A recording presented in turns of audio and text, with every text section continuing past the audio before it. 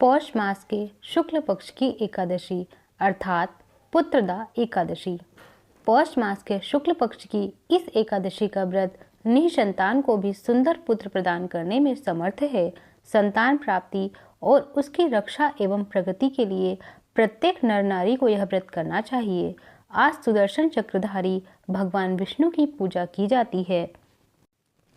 भगवान श्री कृष्ण द्वारा अब तक कहे गए वृतांत को सुनने के पश्चात धर्मराज युधिष्ठिर ने आगे पूछा, हे गोविंद, अब कृपा करके आगे बतलाइए कि पौष शुक्ला एकादशी का क्या नाम है, इसके व्रत की विधि क्या है और कौन से देवता की पूजा करनी चाहिए, अर्थात किस देवता की पूजा की जाती है।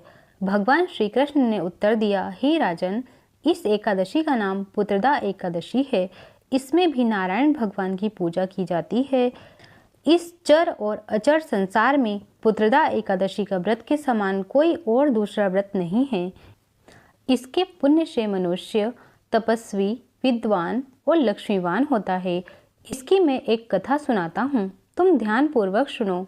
भद्रावती नगरी में सुकेतुमान नाम का एक राजा राज्य करता था। उसके कोई पुत्र नहीं था। उसकी स्त्री का नाम शैव्या था। वह संतानहीन होने के कारण सदैव चिंतित रहा करती थी। पुत्रहीन राजा के पितर रो रो कर पिंड लेते और सोचा करते थे कि इसके बाद हमको कौन पिंड देगा।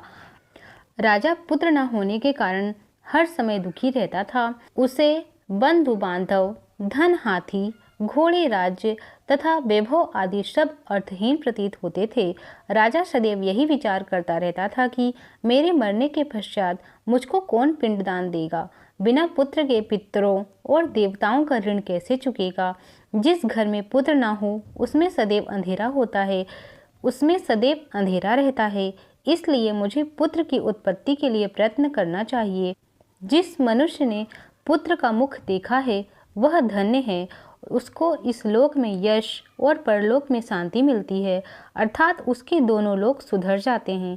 पूर्व जन्म के कर्म से ही इस जन्म में पुत्र, धन आदि प्राप्त होते हैं।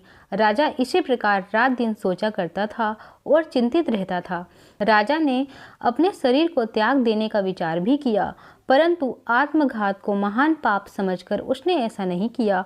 एक दिन राजा अपने घोड़े पर चढ़कर वन को चल दिया और पक्षियों व वृक्षों को देखने लगा। उसने देखा कि वन में मृग, व्याघ्र, शुअर, सिंह, बंदर आदि अपने अपने बच्चों के साथ भ्रमण कर रहे हैं। हाथी अपने बच्चों और हथनियों के साथ घूम रहे हैं।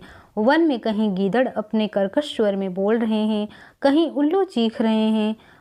वन के इन दृश्यों को देखकर राजा को अपने पुत्रहीन होने का दुख और भी अधिक पीड़ा देने लगा। इसी उदासी और सोच विचार में दोपहर हो गई। वह विचारने लगा कि मैंने कई यज्ञ किए, ब्राह्मणों को सुंदर भोजन तथा दान देकर तृप्त किया, फिर भी यह दुख मुझे क्यों प्राप्त हुआ है।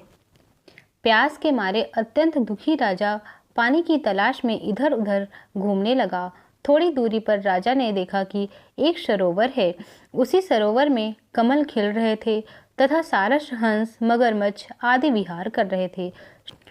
सरोवर के चारों तरफ मुनियों के आश्रम थे। उस समय राजा के दाहिने अंग फड़फड़ाने लगे।